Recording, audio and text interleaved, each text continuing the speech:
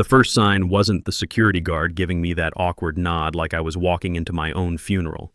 It wasn't even my badge going dead in my hand like it suddenly forgot who I was after 7 years. No. The real kick in the gut came when I opened the door to my corner office and found Harper Stevens sitting at my desk, feet up, sipping from a mug that read, "World's #1 Innovator." I'm Preston Mitchell, 48 years old, and I thought I knew corporate politics after 15 years in tech. Turns out I knew nothing. Harper looked up with this grin like she'd just won the lottery. "You must be Preston. I'm Harper, the new VP of Innovation." VP? 3 months ago I was running this department. My name was on the patents, the budget approvals, the hiring decisions. I was the one who built the autonomous vehicle AI that kept TechFlow Systems competitive when everyone thought we were going to get crushed by Tesla and Waymo. 7 years of 60-hour weeks, missed family dinners, and weekend coding sessions had led to this moment. Harper, with her fresh MBA from Stanford and that startup swagger, was sitting in my chair like it had always been hers. She couldn't have been older than 35, probably never wrote a line of production code in her life. She stood up with fake sympathy and pulled a manila envelope from my desk drawer. My desk drawer. HR wanted to handle this more formally, but I figured it would be more efficient to cut through the bureaucracy. Consider this your transition package. Inside were termination papers with severance numbers that would barely cover Emma's spring semester tuition at UT, the kind of insulting offer they give someone they assume won't fight back. I'd built their core technology from scratch, spent nights debugging algorithms while Harper was probably at business school learning how to make PowerPoint slides look important. I didn't yell, didn't slam anything, just smiled, grabbed the pen from her mug, and signed the visitor log at security. Asked if I needed an escort out. The guard didn't say a word, just buzzed me through like he'd been practicing this for weeks. That was it. 7 years reduced to a cardboard box and a handshake from a 22-year-old intern who probably didn't even know what machine learning was. I drove home to our house in Cedar Park in complete silence, that envelope riding shotgun like a death certificate. The automatic garage door opener, the one I'd been meaning to fix for months, suddenly seemed like the most important thing in the world. Normal life continuing while mine had just imploded. Sarah was in the kitchen making dinner when I walked in. Spaghetti and meatballs, Lucas's favorite. He was at the dining room table with his calculus homework spread out, chewing on a pencil. Emma was home from UT for the weekend, sitting on the couch with her laptop, probably working on some sociology paper. "You're home early," Sarah said, not looking up from stirring the sauce. "How was your day?" I almost laughed. How was my day? I'd been professionally executed by someone young enough to be my daughter, who is now sitting in my office planning to take credit for 7 years of my work. But looking at my family, Sarah humming while she cooked, Lucas wrestling with derivatives, Emma typing away on whatever was due Monday, I couldn't bring myself to shatter this normal Tuesday evening. "Interesting," I said. "Really interesting."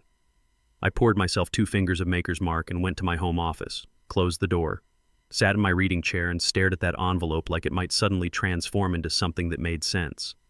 That's when I remembered something I hadn't thought about in years. The employment contract from when I first joined TechFlow, back in 2017 when they were a scrappy startup desperate for talent, and I still had leverage from my Microsoft days. I'd been their first senior hire, the guy who was supposed to build their machine learning capabilities from the ground up. I found it in my filing cabinet, buried under mortgage papers and insurance documents. The contract was thick, full of legal language that had seemed so important back then. I flipped through pages of vacation policies, benefits descriptions, and standard non-disclosure agreements until I found what I was looking for. Clause 12.7, tucked between a section on intellectual property confidentiality and something about stock option vesting. The sentence I'd fought to include when they were hungry for my expertise and I was paranoid about getting screwed by another big tech company. All research and patentable intellectual property shall remain property of the originating party unless explicitly transferred in writing. I read it 3 times. My hands weren't shaking, but my heart was doing something weird in my chest. No transfer documents had ever been signed. Not when I filed the first patent in 2018, not during any of my annual reviews, not even when they promoted me to senior director in 2020. And I wasn't just a contributor to the research, I was the research. 4 core patents for machine learning optimization in autonomous vehicle navigation systems. Every algorithm, every training dataset, every breakthrough moment at 2 a.m. when the code finally worked. My name was on every filing as the sole inventor. Harper had just fired the guy who owned the keys to their entire IP portfolio. And apparently, nobody at TechFlow had bothered to check who actually owned what they'd been building their company around. Here's the thing about being 48 and getting blindsided by corporate politics. You've been around long enough to know there's always more to the story. I didn't sleep that night. Couldn't even pretend to try. Around midnight, I gave up and went back to the kitchen. Spread those termination papers across the dining table like I was planning a military campaign. The house was quiet except for the hum of the refrigerator and Lucas's Xbox controller clicking. Away upstairs. Kid never could sleep on school nights. I started going through old emails on my personal laptop, searching for anything related to patent filings, IP discussions, or legal documentation. 7 years of digital breadcrumbs that might prove what I was starting to suspect, that TechFlow had built their entire Series B pitch on technology they didn't legally own. The first smoking gun was easy to find. An email thread from March 2018, when I'd filed the initial patent for adaptive neural networks in collision avoidance systems. The company lawyer, some fresh-faced kid from UT Law, had asked me to sign a standard IP assignment form. I'd refused, citing my employment contract. He'd escalated to the CEO, Calvin Torres, who'd basically shrugged and said they'd deal with it later. Later never came.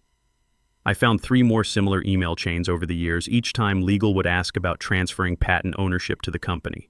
Each time, I'd point to clause 12.7. Each time, they'd punt the decision down the road. It was like watching a slow-motion corporate train wreck that nobody wanted to acknowledge. By 3 a.m., I had a timeline. 4 patents filed between 2018 and 2022, 0 transfer documents, multiple attempts by legal to clarify ownership that went nowhere because nobody wanted to rock the boat while I was still producing results. The irony was beautiful. They'd kept me around because I was valuable, but they'd never bothered to actually own what made me valuable. And now they'd fired me while planning to pitch my algorithms to investors who'd run screaming if they knew the truth. I pulled up TechFlow's website and checked their recent press releases. There it was, dated just last week. TechFlow Systems announces Series B funding round. Revolutionary AI platform powers next-generation autonomous vehicles. $25 million investment opportunity. The press release was full of Harper's buzzword salad, cutting-edge machine learning capabilities, proprietary neural network architecture, industry-leading collision detection algorithms. Every single technical capability mentioned was something I'd developed, tested, and patented under my own name. I started laughing, not the funny kind of laughing, the kind that happens when you realize the universe has a twisted sense of humor. Harper wasn't just stealing my job. She was about to commit securities fraud using my intellectual property as the bait. Around 5 a.m., Sarah found me at the kitchen table, surrounded by printouts and empty coffee cups. She was wearing her old UT sweatshirt, hair pulled back in that messy bun that meant she'd been having trouble sleeping too. "You want to tell me what's really going on?" she said, sliding into the chair across from me. "And don't say nothing." I know that look. So I told her. About Harper, about the patents, about the employment contract clause that might be the key to everything. Sarah had been with me through the Microsoft years, through the startup grind, through every late night when I was building something I believed in. She understood the tech world better than most spouses. "How much is the company worth if they get this funding?" she asked. "Without my patents?" "Nothing. The autonomous vehicle platform is their entire value proposition." She was quiet for a long moment, processing. Sarah had always been the practical one in our relationship, the one who read the fine print on contracts while I focused on the technical details. "What are you going to do?" "I don't know yet. But I'm going to find out exactly what they think they own versus what they actually own. And then I'm going to make some phone calls." The first call was to Pierce Reynolds. Pierce and I had known each other since the early Microsoft days, back when Austin's tech scene was small enough that everyone knew everyone. He'd moved into IP litigation after getting burned by a startup that had stolen his code, then went in-house at Dell before starting his own practice. "Preston, didn't expect to hear from you this early," Pierce said when he picked up. "It was barely 8 a.m. You still handle IP disputes?" "Depends what kind of dispute we're talking about." I gave him the summary. Employment contract, patent ownership, company valuation based on potentially stolen intellectual property. Pierce got very quiet as I talked. You still have the original contract? I'm looking at it right now. And no assignment agreements were ever signed? Nothing. I've got email threads going back years where legal kept asking and I kept saying no. Preston, if what you're telling me is accurate, this isn't just an employment dispute. This is a potential securities violation. They're raising money based on assets they don't own. We agreed to meet that afternoon at his office downtown. I spent the morning organizing everything into a coherent file. Contract excerpts, patent documentation, email threads, press releases, and the Series B announcement that was basically a confession in corporate speak. But first, I needed to understand exactly what TechFlow was planning to pitch to investors. That meant reaching out to someone still inside the company who might be willing to share information. Brooke Sullivan had been my project coordinator for 3 years before they moved her to strategic communications in one of Calvin's endless reorganizations. Smart as hell, loyal to the people who'd helped her career, and professionally frustrated by having to translate my technical work into marketing copy for people who didn't understand it. I sent her a message through LinkedIn. Coffee sometime? Been thinking about the old team and wanted to catch up. Her response came back in 10 minutes. Heard what happened. That's messed up. When and where? The reply included a phone number and a note. Probably better to talk than type. I called her from my car parked in the lot behind Central Market where nobody from TechFlow would accidentally spot me. Preston, I can't believe they did that to you, Brooke said. Half the engineering team is ready to quit. Nobody understands how Harper got promoted over you.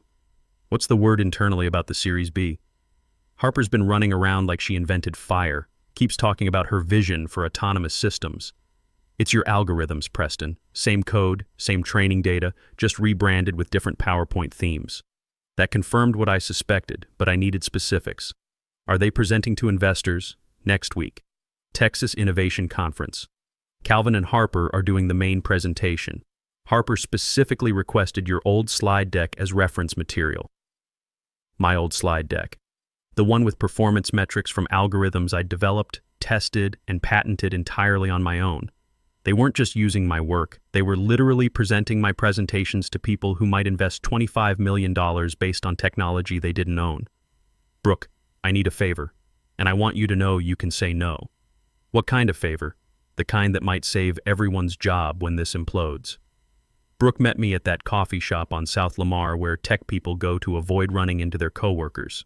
She looked nervous, kept checking her phone like she expected Calvin Torres to materialize behind her with a termination notice.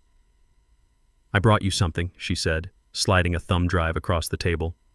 Harper's been using your original presentation deck for investor meetings. Same slides, same performance metrics, just with her name in the footer. She doesn't even understand half the technical terms. I plugged the drive into my laptop. There it was. My work from 2021 showing real-world testing results for the collision avoidance algorithm. Data I'd collected driving test routes around Austin for 6 months, measuring reaction times and accuracy rates. Harper had kept everything intact except the attribution. There's more, Brooke said. The Series B presentation is scheduled for June 15th at the Texas Innovation Conference. Main stage presentation, 45 minutes with live Q&A. Calvin's doing the business overview, Harper's handling the technical deep dive. Harper was going to stand in front of venture capitalists and automotive executives, presenting algorithms she couldn't code, explaining research she'd never conducted, claiming credit for patents she didn't own. It would be beautiful if it weren't potentially criminal. Brooke, when this all comes out, and it will come out, you need to have clean hands. Don't take any documents you're not supposed to have. Don't forward any emails. Just keep your head down and let me handle this. She nodded. Preston, for what it's worth, everyone knows this is wrong. Harper's been telling people you were transitioned out to pursue other opportunities, like you quit to start your own company or something. That actually made me smile. In a way, Harper wasn't wrong. My meeting with Pierce that afternoon was in his downtown office, one of those converted warehouses in the East Austin tech corridor. Pierce had done well for himself.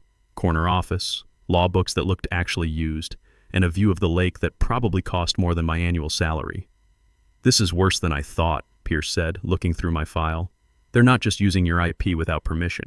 They're actively misrepresenting ownership to potential investors. That's securities fraud territory. He pulled out a legal pad and started making notes. Here's what we know. You own 4 core patents that represent the foundation of their autonomous vehicle platform. Your employment contract explicitly protects your IP rights. They've never obtained proper transfer documentation despite multiple opportunities.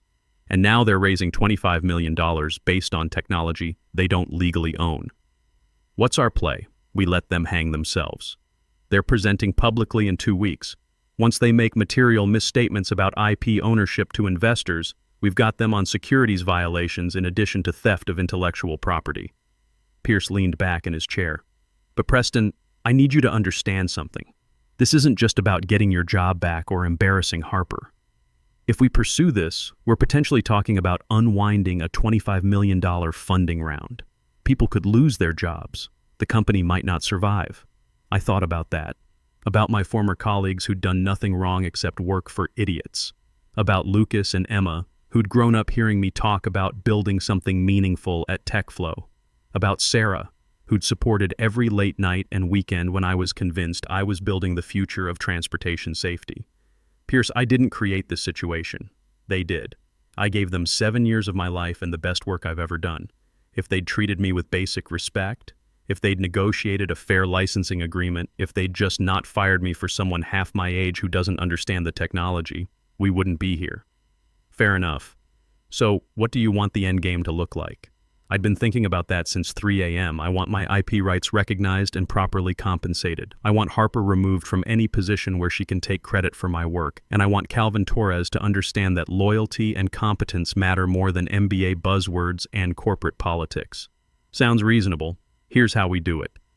Pierce's strategy was elegant. We'd let TechFlow proceed with their investor presentation, documenting everything they claimed about their proprietary technology. Meanwhile, he'd quietly reach out to Morrison & Associates, the due diligence firm handling the Series B background checks.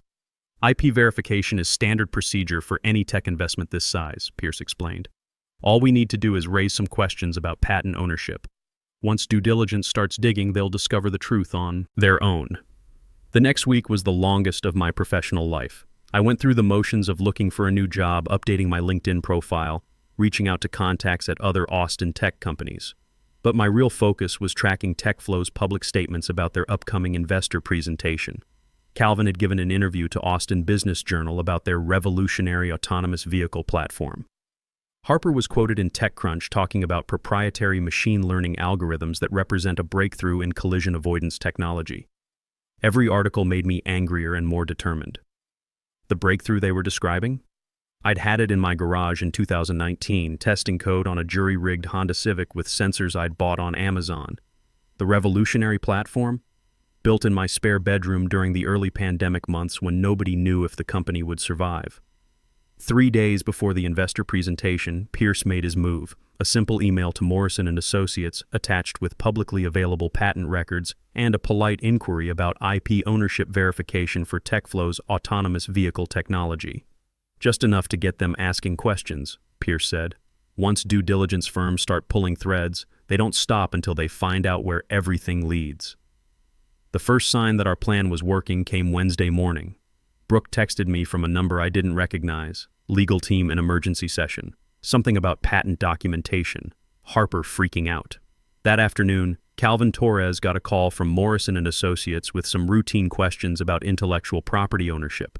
Simple stuff. Just verifying that TechFlow owned the patents they were claiming as core assets for the Series B valuation.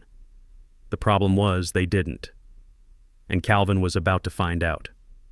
Pierce called me that evening. They know. TechFlow's legal team spent all day trying to find transfer documents that don't exist. Calvin's probably calling an emergency board meeting as we speak. What happens next? They'll try to fix this quietly. Probably offer you a settlement to make the problem go away before it becomes public. But Preston, once you sign anything, you lose leverage.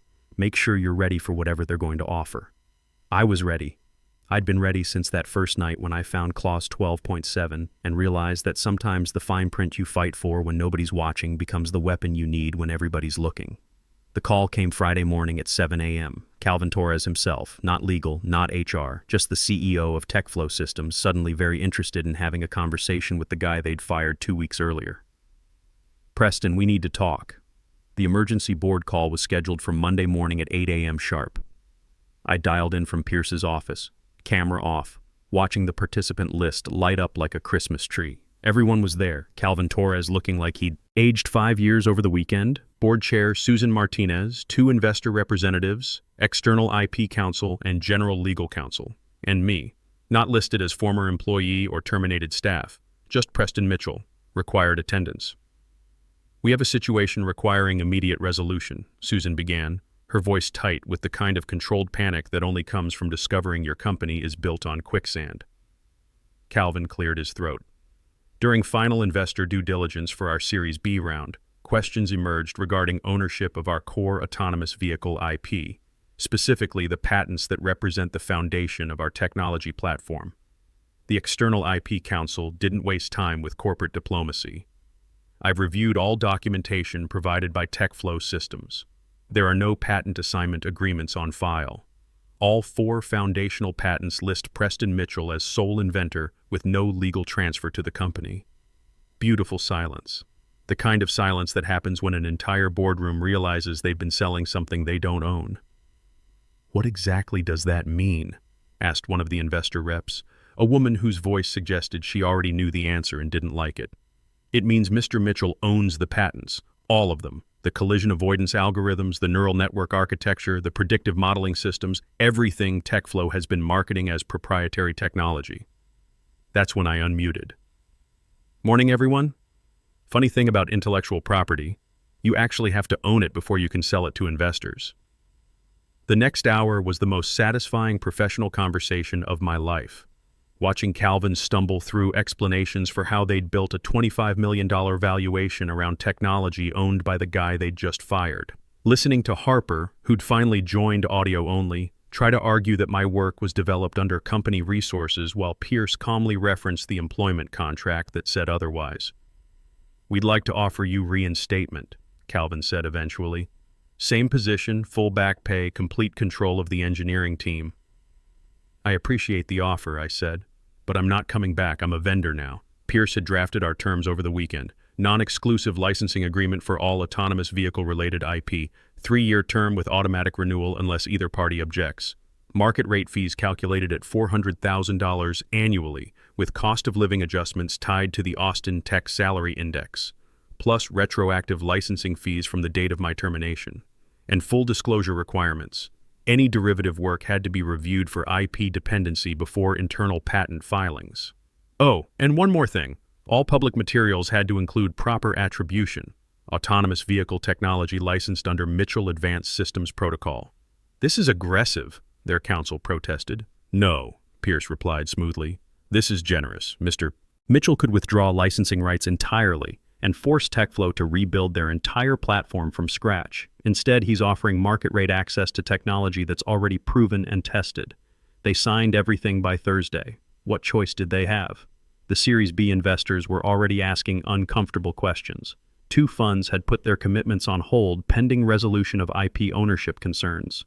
Every day they hesitated cost more than my entire licensing package. Harper disappeared from the company website the following week. No farewell announcement, no LinkedIn post about pursuing new opportunities. Just gone. Brooke told me through our back channels that she'd been transitioned to a consulting role with another company. Corporate speak for fired, but with enough severance to keep quiet. Calvin sent one final message through legal. "Hope this arrangement works for everyone involved." I didn't respond directly. Pierce sent a professional acknowledgement and a reminder that all future communications should go through counsel. I wasn't their employee anymore. I was their most expensive vendor, and they were going to treat me accordingly. The real celebration happened that evening at home. Sarah had made lasagna, Emma's favorite this time, and opened a bottle of wine that we'd been saving for a special occasion. College graduation maybe, or Lucas getting into his first choice university. "So what happens now?" Emma asked. She was home for the weekend, taking a break from her sophomore economics coursework to hear about her dad's corporate revenge story.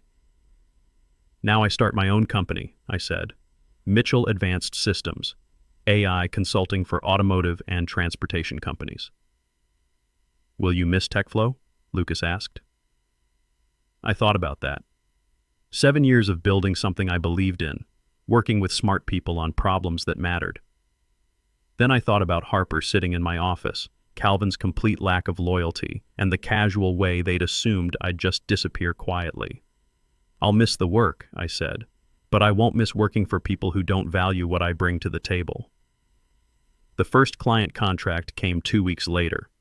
A startup in Dallas working on delivery drones, looking for someone who understood machine learning optimization in safety-critical systems.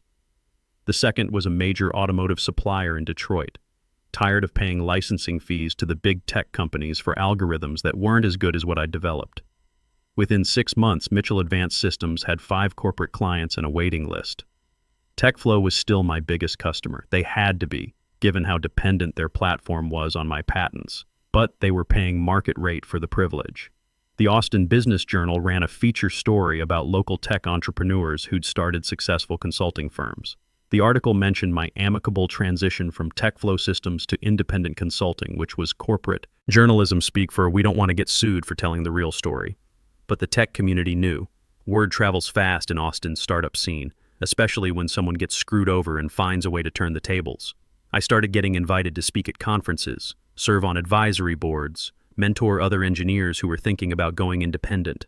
At 48, I'd learned that getting fired isn't the end of your career. Sometimes it's just the beginning of owning it completely. Lucas got into MIT early admission with a full scholarship. Emma's tuition was covered through graduation. Sarah's medical insurance was secure through my new business. And every quarterly report that TechFlow published included a line item for licensed IP costs that basically amounted to paying me to use my own work. Not bad for a guy who was supposedly too old to understand digital transformation.